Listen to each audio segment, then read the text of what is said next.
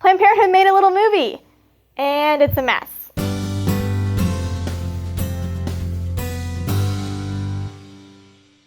You may have seen the latest PR stunt by Planned Parenthood. In fact, you've probably seen it more than once because watching the first time probably left you saying to yourself, what?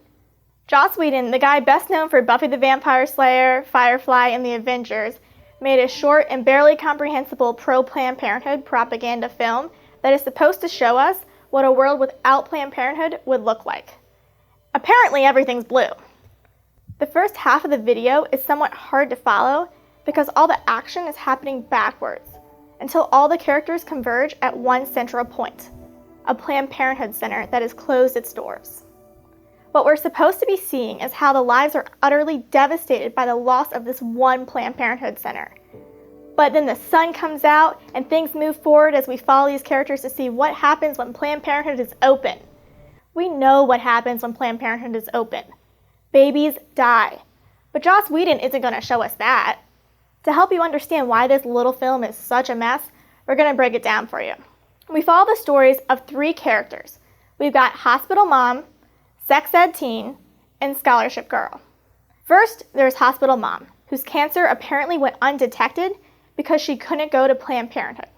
And since Planned Parenthood wasn't there to detect it, she gets sick, spills her carrots and baguette on the floor, and ends up dying in the hospital.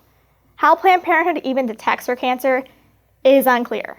We'll assume she's going in for a breast exam because she's lying on the table with her arms up and we can't see her chest. Plus, Planned Parenthood talks all the time about how they help prevent breast cancer. By the way, Planned Parenthood only does manual breast exams. It doesn't provide mammograms or x-rays as the film might lead you to believe. What makes it more confusing is her referral, presumably to an oncologist who's looking at a chest x-ray and not a mammogram. So we're left wondering what cancer she had and how Planned Parenthood really helped here. But because Planned Parenthood's doors are open, her cancer is detected and she lives to see another birthday. Meanwhile, 7 million babies don't get a birthday because Planned Parenthood took their lives away. A bit ironic. Okay, the second scenario is the most confusing. It shows two teens who apparently didn't get any sex education because Planned Parenthood is closed. And therefore, this girl has a sexually transmitted disease after having hooked up at a party where everyone drinks from only red Solo cups. Their story is framed around this girl, who one could say might have a bit of a stalking problem. We're supposed to think that this girl would have provided them with Planned Parenthood-style sex education. But the scenario at the red Solo cup party doesn't make any sense. Was she supposed to hand them a condom? Would she have prevented them from going upstairs? Or maybe she would have been armed with Planned Parenthood brochures and say, hey, before you go up there, read these. Or they don't even go upstairs in the first place. We don't know. And if you aren't confused enough by this story, notice that when the boy and girl are fighting in the hallway, we're shown she has some sort of drug prescription. And inside her locker, she has information on STDs.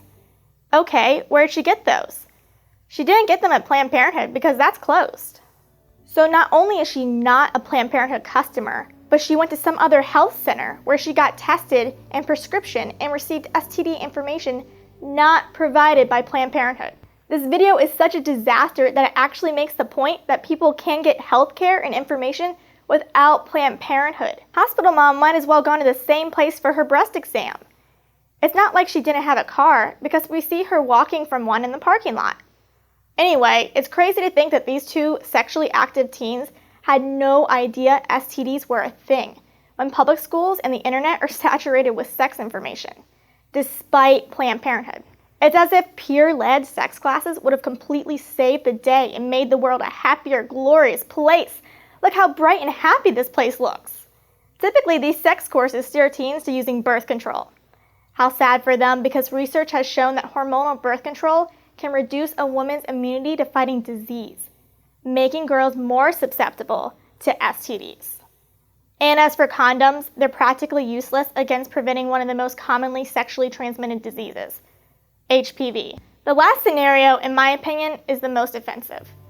It shows a young teen whose academic future is ruined because she didn't get her birth control pills from Planned Parenthood.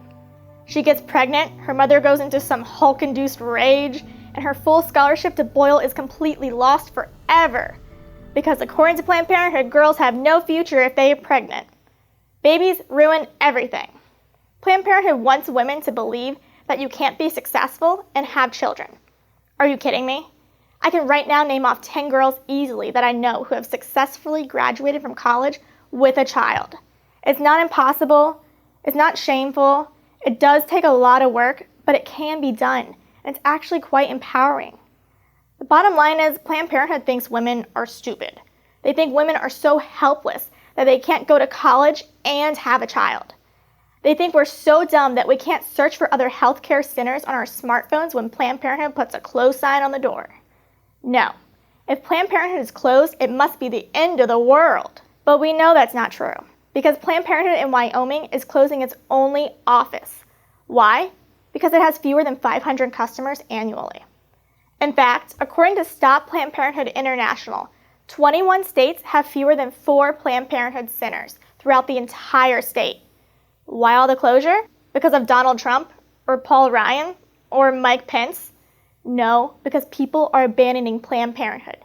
It's constantly merging its centers because it's losing customers year after year after year. At the end of the day, it's Planned Parenthood that chooses to close its doors. If Planned Parenthood truly cared for its customers, then you'd think it would provide a list of recommended local centers on the door, rather than just slapping a close sign on the glass and shutting off the lights. Planned Parenthood loves to make itself sound desperately needed, as if its existence is preventing the world from slipping into national healthcare crisis. Newsflash, Planned Parenthood, for every one of you, there are 10 healthcare centers that provide real healthcare, and they don't kill kids. We don't need you.